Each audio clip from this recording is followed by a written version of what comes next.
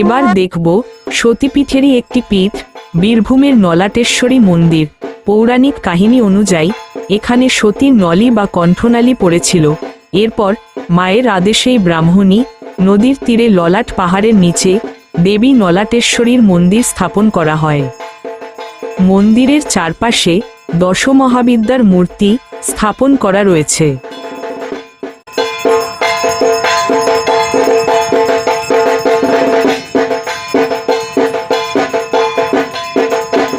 এখানে গণেশজির মূর্তিও দেখতে পাবেন। নলাটেশ্বরী মন্দিরে গণেশজির মূর্তি থাকার বিষয়টি নিশ্চিতভাবে জানা যায়নি, তবে এই মন্দিরে প্রথমে ভগবান বিষ্ণুর এবং তারপর ভৈরব ও দেবীর অর্চনা হয়।